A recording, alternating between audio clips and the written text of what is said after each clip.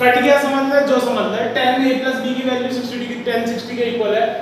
ये वो वही है ना, अगर कुछ भी जैसे अगर एक साइड है AB एक साइड है CD, अगर AB की लेंथ CD के इक्वल है तो AB और CD आपस में इक्वल हैं, तो वही तो कहा अगर tan a plus b की वैल्यू tan 60 के इक्वल है तो a plus b 60 के इक्वल है। a plus b 60 के इक्वल समझ में आ गया, कोई परेशानी इतने में? तो इसको मान लेते हैं पहली equation.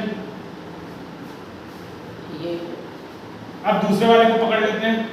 tan a minus b is equals to 1 upon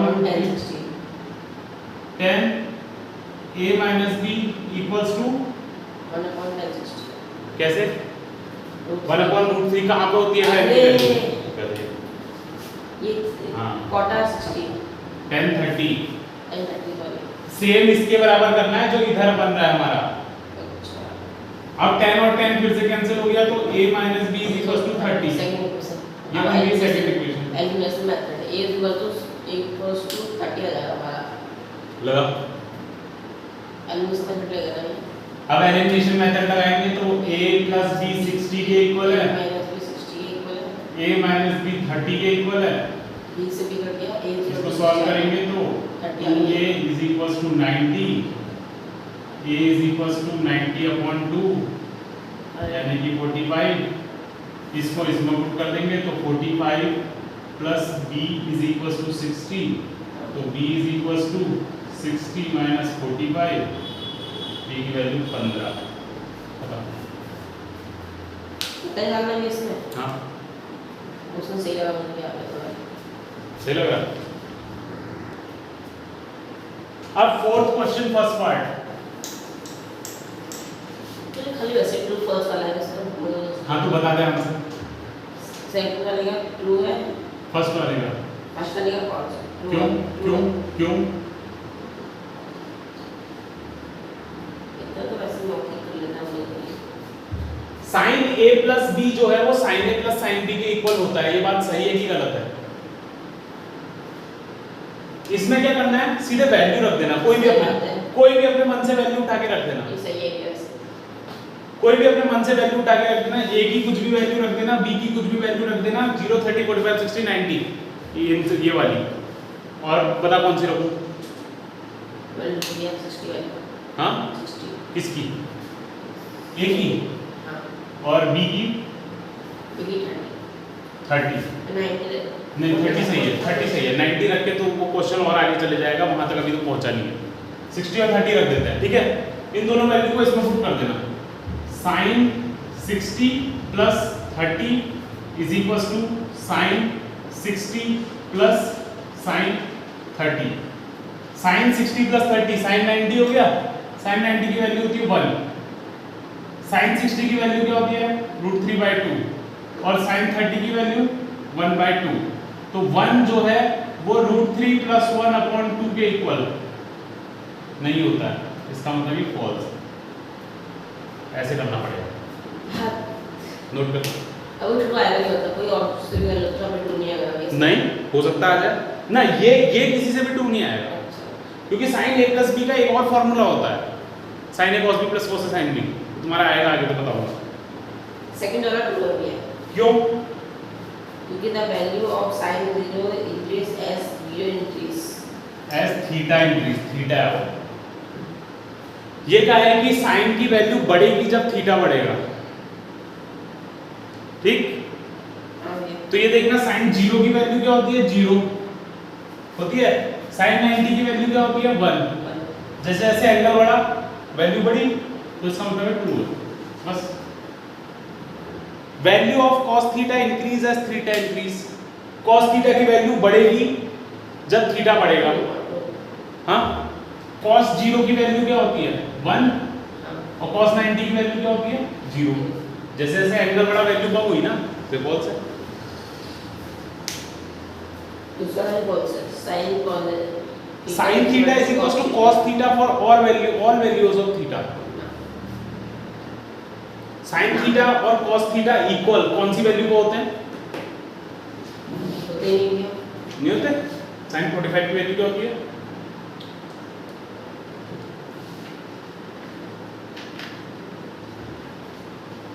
क्या होती है? हाँ ट्रू है भैया। ट्रू नहीं है। कौन से? ये कहा है थीटा की वैल्यू कुछ भी रखो तो sin theta cos theta equal होंगे, कुछ भी रखने में नहीं होंगे, सिर्फ 45 में इक्वल होंगे, तो ये फॉल्स है। अगला cot A is not defined for A is equals to 0। cot A की वैल्यू नॉट डिफाइंड होती है, cot 0 की वैल्यू ऐसा कहा है, होती है? ना भैया। cot 0 की वैल्यू कितनी होती है? cot 0 क्या होता है? 1/tan 0। tan 0 की वैल्यू कितनी होती है? tan 0 की वैल्यू थी 0, तो 1/0 क्या हुआ? नॉट डिफाइंड तो हुआ, तो ट्रू है।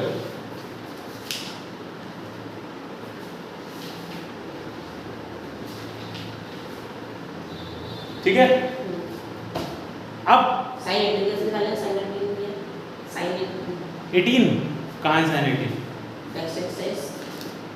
Next exercise. हाँ तो भाई पहुंच जा पहले वहां तक, वही बताऊंगा। अब इसमें कितने क्वेश्चन है? पहले फॉर्मूले हैं, फॉर्मूले ये पहली एक्सरसाइज खत्म हो गई। अच्छा अब देखना फॉर्मूले भी इसमें थी।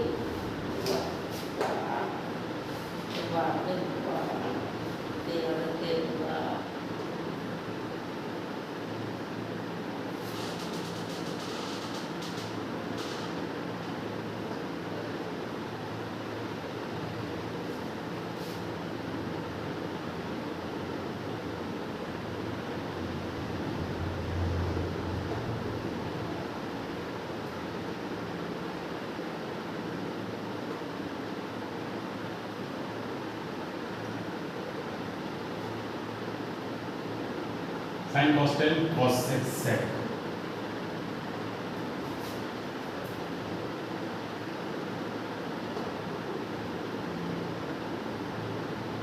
cos sec 90 minus a is equals to sec a और sec 90 minus a is equals to cos sec a। हाँ 60 90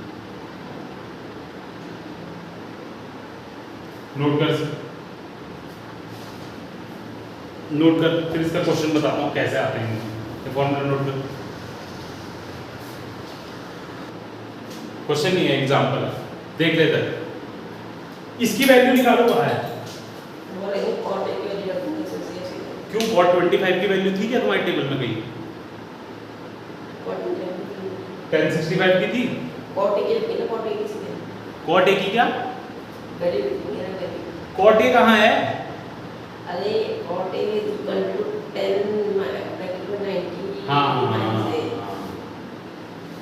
कैसे हो जाएगा देखना। अभी देख ये क्वेश्चन कैसे किया जाएगा ये बता रहा हूँ।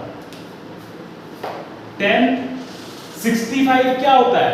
65 यही तो होता है, 90 में से 25 कम तो होता है 65। मैंने इसको वही लिखा है, कुछ अंतर नहीं किया, सिर्फ 65 में मैंने 90 minus 25 लिख दिया। अगर 90 plus 25 लिखोगे तब कैसे होगा? 90 plus 25 कितना हो जाएगा? 115 हो जाएगा, या 115 लिखा है? 65 plus 90 लिखोगे। 65 plus 50 plus 15 लिखोगे। नहीं लिखोगे, प्लस में खाली माइनस करना होता है। माइनस भी प्लस भी करना होता है, लेकिन ये 90 से रिलेटेड होना चाहिए। अच्छा 90 से कम होना चाहिए, 90 से ज्यादा होना चाहिए। 90 से ज्यादा वाले भी फॉर्मूले होते हैं, वो तुम्हारे आएंगे तो बता देंगे। 66 minus 1 90 minus 25 मैंने 65 को लिख दिया 90 minus 25, ठीक है, और नीचे वाले को ऐसे ही रहने दिया, ठीक है। अब ये क्या है? tan 90 minus थीटा, जो tan 90 minus a, अभी जो फॉर्मूला लिखा है वो, ठीक। अब tan 90 minus a क्या होता है, किसके इक्वल होता है? tan 90 minus a होता है cot a, इसमें था तो क्या और नीचे पहले से ये था cot 25। अब दोनों कैंसिल हो गया, आंसर आ गया, है ना? कुछ भी नहीं। कैंसिल कैसे हो गया? क्यों? cot 25 कौन cot 25 के? ये tan 90 10 को 90 minus मतलब एक की जगह वैल्यू रखी है 25 की। वैल्यू एक जगह भी कहाँ रखी? ना इससे जहाँ पर लिखा नहीं भैया, हाँ 10 90 minus a is equal to cot a। हाँ, तो यही तो क्या, एक मिनट अब सुन, जो चीज अभी बोली ना वो सुन। ये देखना, इसको रिलेटेड करके देखना, tan 90 माइनस ए ही तो है, एक ही वैल्यू 25 है इसमें से। हाँ। अब tan 90 माइनस ए किसके इक्वल होता है? cot a के इक्वल। हाँ। tan 90 minus A cot a। अच्छा, एक वैल्यू 25 है। हाँ, अपॉन में लगा और अपॉन वाले को ऐसे ही रहने दिया, तो ऊपर भी cot 25 हो गया, नीचे भी cot 25 हो गया, दोनों पहले का हमें फॉर्मूला लगाना था, दोबारा उसको निकाल के लगाना है। फॉर्मूला बनाना था, हाँ, बनाया पहले उसे, क्योंकि मेरे को तो tan 65 दिया था। पहले उसमें फॉर्मूला पुट करना था, इसमें निकाल के पुट के लगाना है फॉर्मूला वाला लगाना था। बस बस बस बस बस, नोट कर। हाँ, कहाँ जाऊँ? बहुत टाइम है अभी। हो गया नोट?